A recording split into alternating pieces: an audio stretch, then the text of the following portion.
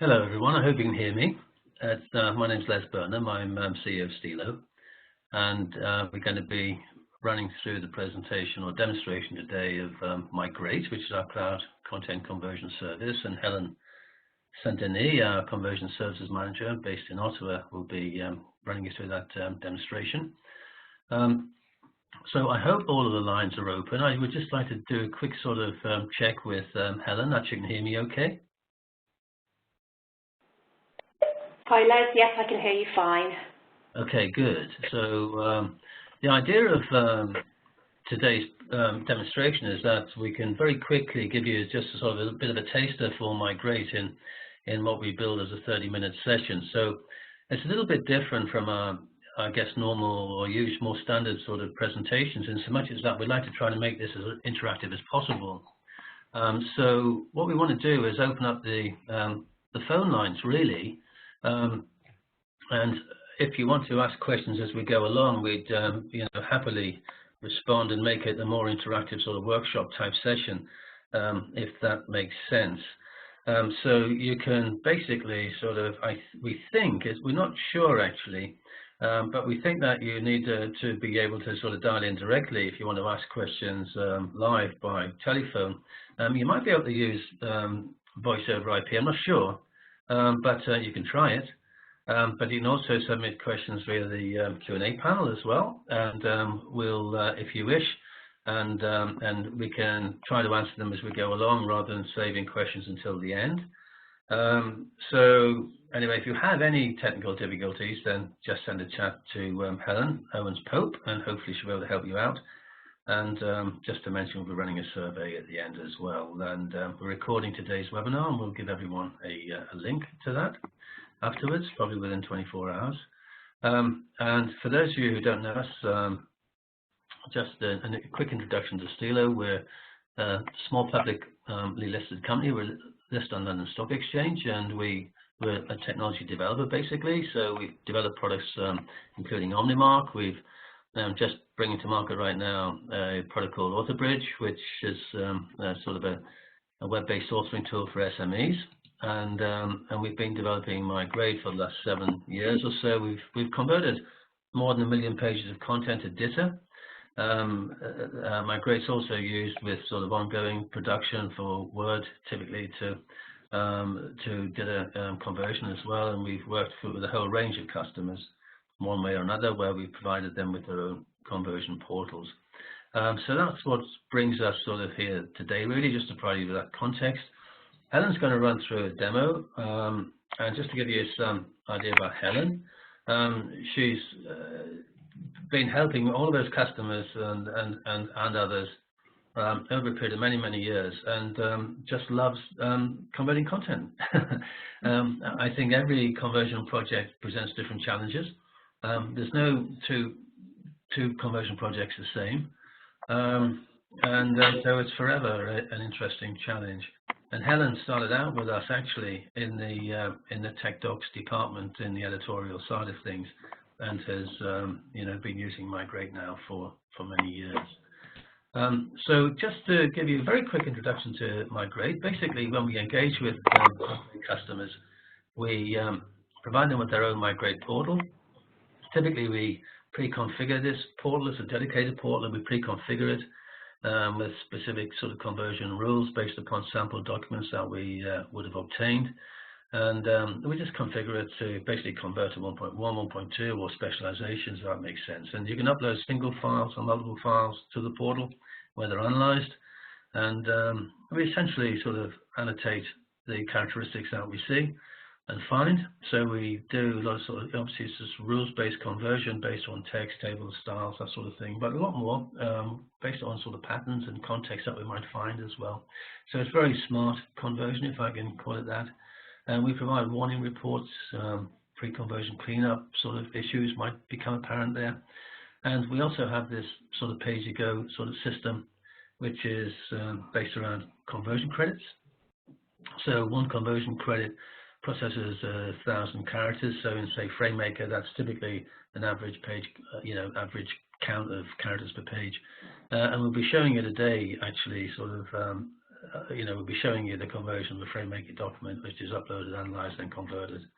So basically, when you convert a document, it's converted real time, on demand. This is great for a lot of customers who just want to do stuff in their own time and schedule, conversions around their own workloads or priority workloads. So sort of just-in-time conversion, if you like, as well. So maybe just you might want to do one document for a particular job, and that's great. Or you might want to be pushing through multiple documents, and that's fine too. And then you can get your results coming out of it immediately, and you can refine those results using a rules editor. We'll show you how to do that.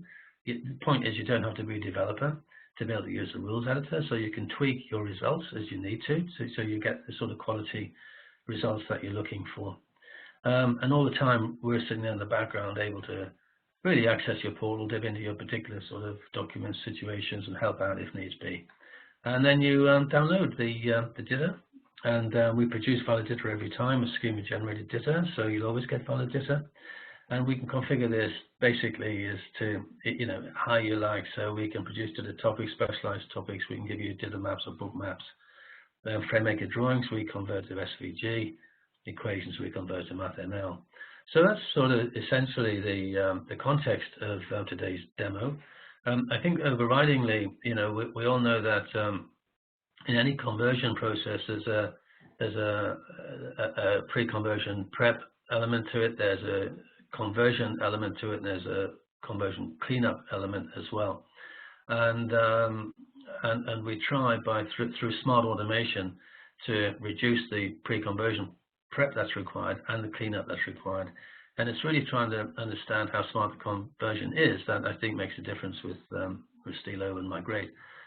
So Helen, maybe at this point I can just ask you to talk about some of the, I guess, special aspects of the advanced level of automation. Sure, thanks, Les. So this slide lists a few of the things that sometimes people think can't be done by automation, but they can, in fact.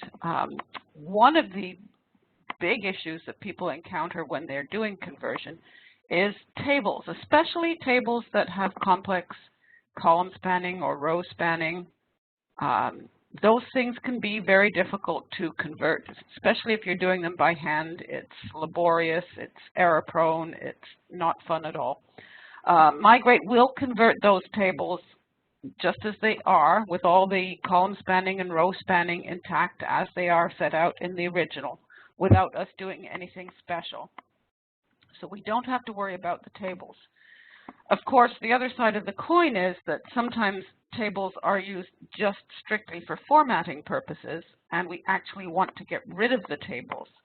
But fortunately, we are able, with some rules, to identify that type of table, as it might be a note that's formatted in a table. And we can strip out the table markup and mark up the content that's inside correctly, so that we don't have to worry about tables in that respect either.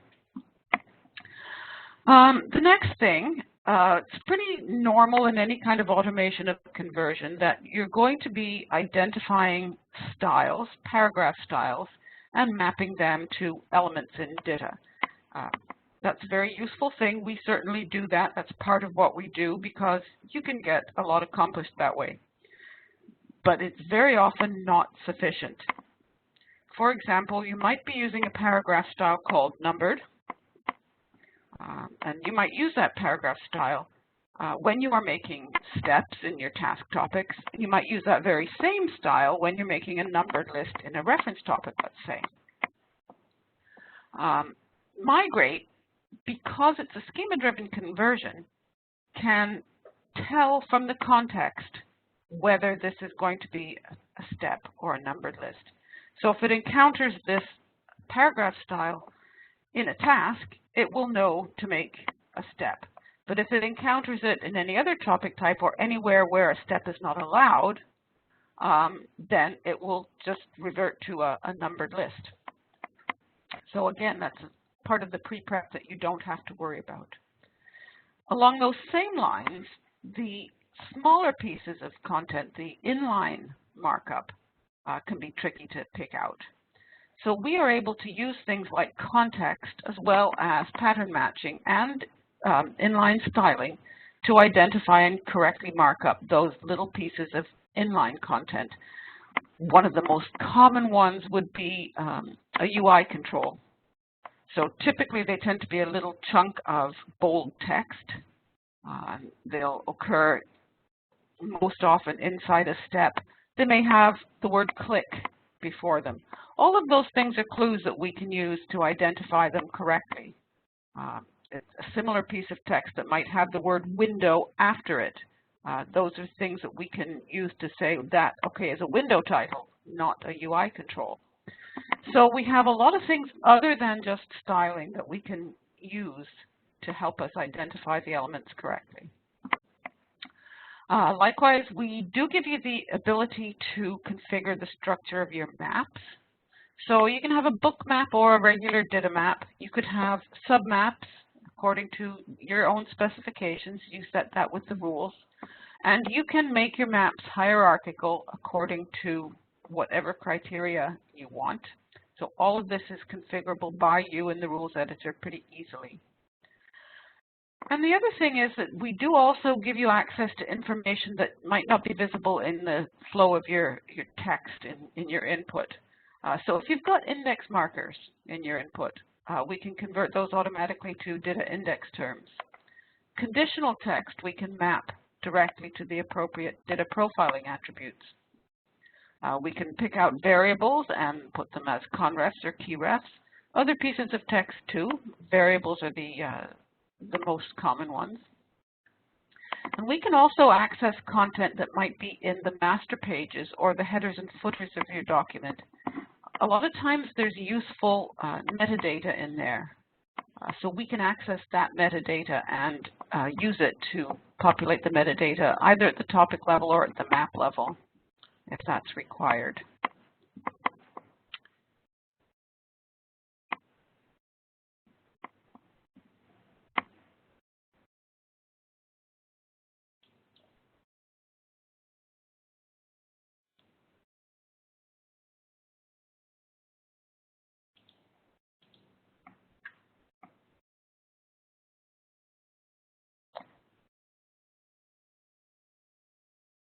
Okay, so now I am going to begin the demo, and you should be looking at my screen right now, and what you will see is the page of a Migrate portal that you would see when you would first log in. And it would have a listing of any of the documents that you have uploaded to your portal at that time. What I'll do is I'll go as quickly as I can through the workflow, and then we'll have a look at what we put in, what we got out, and then a quick look at how we built the rules, how we can modify them if need be to make modifications to those rules. So you get an idea of how the process works. Please do feel free to ask any questions as we go. Sometimes it's a better thing to answer them as they come up. So the first thing we do when we are preparing to do a conversion, well, obviously we need to upload the document. So in this case, I'm using a FrameMaker document, which I've saved in .mif format because that is the format that Migrate understands. Migrate knows it's a FrameMaker chapter based on that file extension. I will hit upload. The document has finished uploading. It's still analyzing. So what that means is that Migrate is taking that MIF and it's creating an intermediate XML format, preserving all of those things that we talked about, all the styling elements, the conditions, the markers, all of those things, even things like line height and margins, and all of those are preserved so that we can access them with the rules if need be. It's also taking any FrameMaker drawings that we might have and creating SVGs from them, taking any equations, creating MathML, and it is counting the number of characters in the text. And that's how it will calculate what it's going to cost us to convert this document. So it's going to cost us 16 of our prepaid credits because we have 16,946 characters. That does not include white space, that's just the characters. And we do have one drawing and one formula that we've converted as well. They don't have any bearing on the credits, but they are just for our information. So we'll look for those when we do our conversion and our download. If we had any warning messages, they would be here. We don't have any.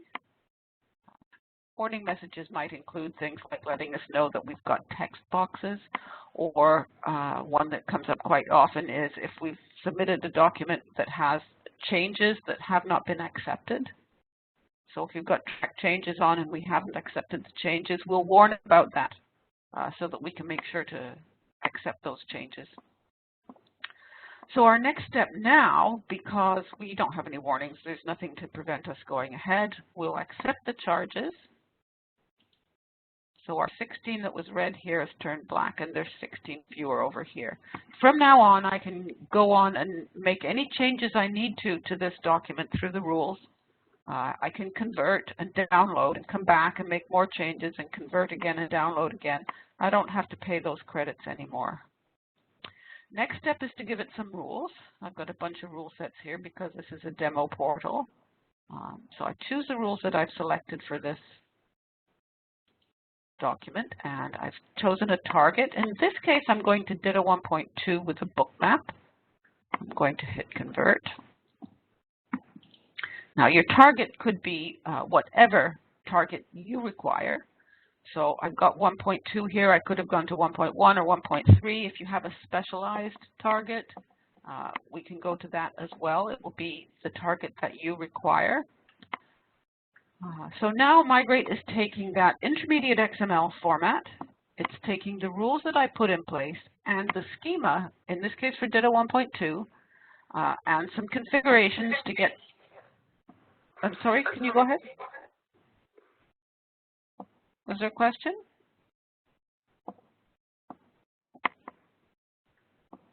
Okay. And we've created, in fact, already, we finished creating some DITA outputs from those three things. So that worked rather quickly, which is great. So our next step now is to download it.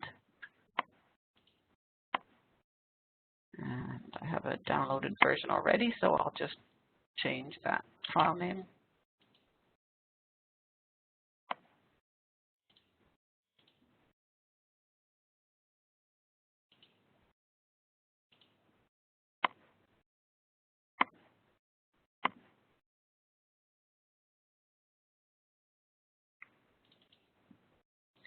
So as you can see, we had one MIF file uploaded, and we have now coming out a DITA file for each DITA topic.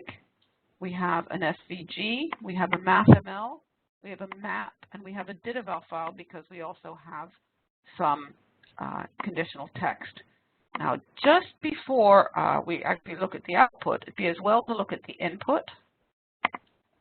So we'll see what we're looking at. And I'll just go through this very, very quickly.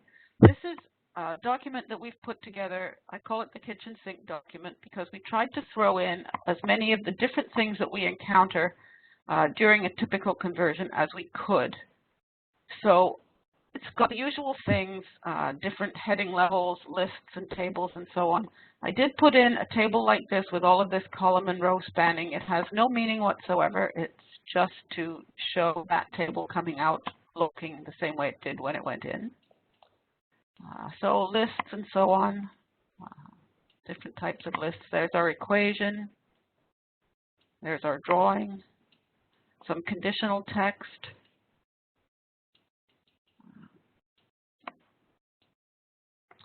So here is an example of the kind of challenges that we encounter as we are converting. So here we can see that this is going to be a task topic. And in this task topic, we've got some steps. So if I click here, I can see down here it tells me the paragraph style. So this is numbered 1, and this is numbered. And all of those are going to become steps. So that's going to be fairly straightforward for me to map that from those paragraph styles to steps. That's going to work out just fine. If we look a little closer, we look inside the step. And in this step, we've got choices. And in this one, because they are ordered, they've got lettering, we've got substeps. But you'll notice that the paragraph style is the same for all of them. So in this case, we are going to need to use something else to help us distinguish a choice from a substep.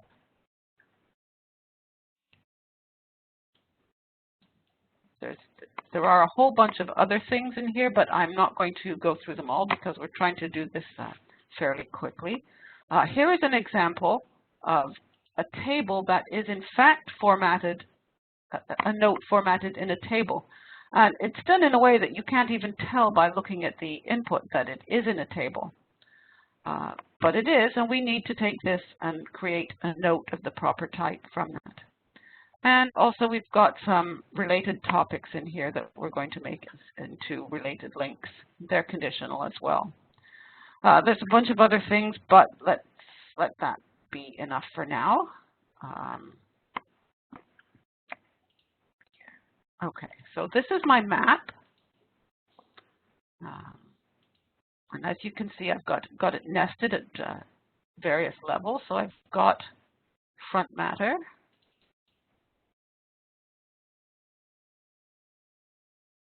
And there's that table. So that has come out just pretty much the way it went in.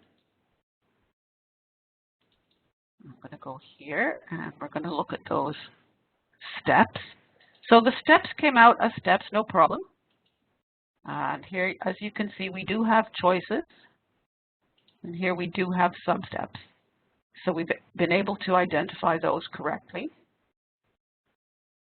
I'm going to go here, and we're going to look at that table. So here was a table, but now if we switch to the plain text view, we can see it's a note, and we can see it has the correct type. And you can see that we've got related links here. So I'm already quite happy with this conversion, but as sometimes happens in real life, a new decision has been made, and we've decided that instead of related links, it's better to have a relationship table for these links. Now, I've only got these two examples in this document, but if I had a big document, that's going to be quite a process to change manually. So instead of doing that, I am going to go and open up the rules editor and make a small change to the rules and get that change made automatically. So what I'm going to do now is just hit this Edit Rules button. I'm going to open up the rules editor. The rules editor, here it is. It's going to show us a view of our document based on that intermediate XML format. So all of the elements that we see here are actually elements in that intermediate format. It's going to give us a list of the rules that currently are in place and a spot where we can modify those rules. So again, with an eye on the time, let's do it quite quickly. Click on this piece of text, and it's highlighted green, so I know what I've selected. Over here, it tells me about that text. It's got the paragraph style coming over from the FrameMaker. It's just title. It's got all of this other information as well that I can use if I need to, but if I don't need to, I can ignore it. Here it tells me that it's been annotated as the main title of the book, and this tells me which rule did that. So if I click here, it takes me to the rule, and it tells me that my test is simply the paragraph style, and this is the annotation. So all of the rules have these two parts, and this is a straightforward one, just simply mapping style to the element. There's some considerably more complex ones, like the ones that have picked out the choices, for example. Let's look at that rule. So for the choices, we've made sure that the content does not start with a lowercase letter and a dot, and then we've made it a choice as opposed to a substep. So that's how we distinguished that. And the substeps, we made sure it did start with a lowercase letter and a dot. and then we've deleted those because they were actually hard-coded in, and we've made it a sub-step. But the one thing that we wanted to change, let's go and do that. So we had a rule creating related links. I've selected the rule, and if I just go up here to where that rule matches, it takes me to the text where that rule is applied. And what I'm going to do, I'm going to simply modify that rule from related link to rel table entry. And I'm going to hit done there. I'm going to hit save over here.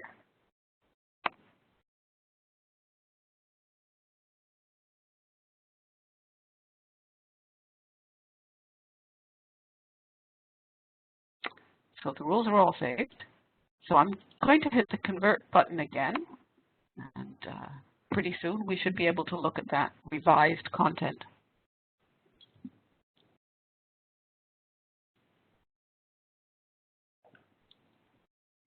So I have that one set of rules that I'm using, and I can apply that same set of rules to as many documents as I want to.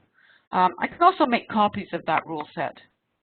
So I can have a backup, or so I can make similar versions of the rule set. So I can make as many copies of that rule set as I want.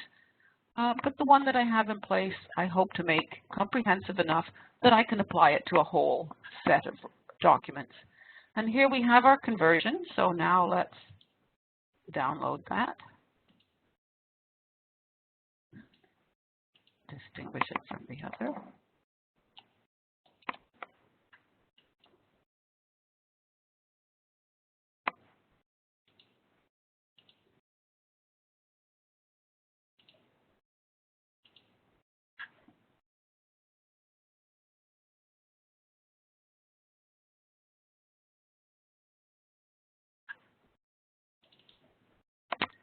And here we are. So I'm going to open this up. Map.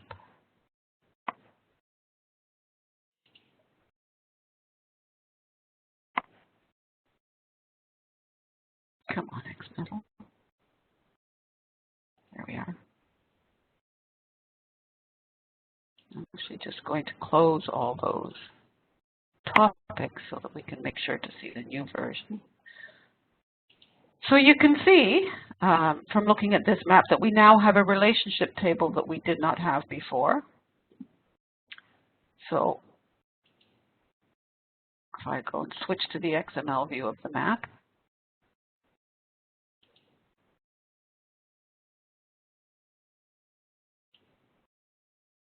there's the relationship table there. Just has those two entries in it. Let's go back to the map editor.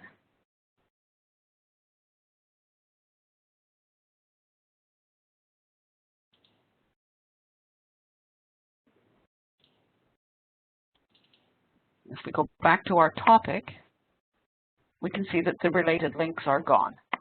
So it's as quick and easy as that to make a change and get that change immediately.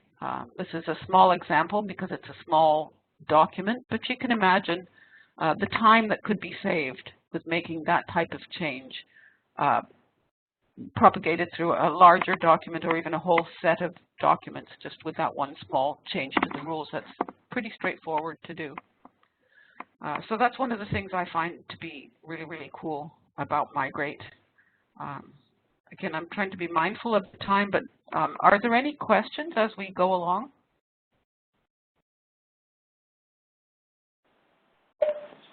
Nothing's coming on the Q&A at the moment, Helen. Okay, then I'll give this back to Les. Okay, thanks, Helen, and maybe we can gather some questions as we go along. I'll share my screen again.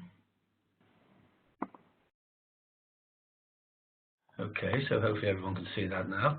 And just to let people know, if you are interested in experimenting really with Migrate, then just feel free to upload a sample document to our website. So if you go to stilo.com/migrate and basically, if you want to, put through a 20 or 30-page document, could be Frame, could be Word, might be some other format, feel free to upload it. And what we'll do is analyze it and convert it, and we'll just review the results with you. So if you're just getting into DITA for the first time, it might be a very good place to start, and just to see how your content might look in a DITA world. But after that session, we would provide you with the results for testing or for your own sort of evaluation purposes, and we just do that as a matter of our usual sort of pre-sales engagement process, really. So that's not a problem. And then if you want to take things further, we would agree configuration and tailoring requirements with you for your own portal. And then we can basically engage in a couple of ways. One is to provide you with your Migrate portal. So typically it takes us a couple of days to configure and set it up. And then we provide some user training when we hand over the portal to you. And then you're good to go. You can start pushing your documents through.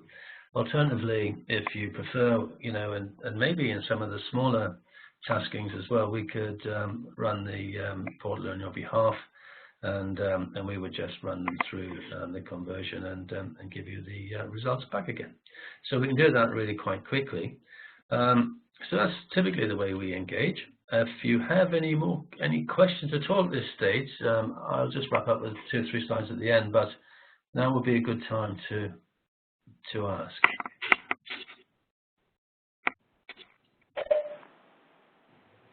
There's nothing on the Q&A at the moment, Les. Okay. Well, maybe everyone, if you have any questions afterwards, you could just put them through to us and contact at stilo.com, and we'll be happy to take them.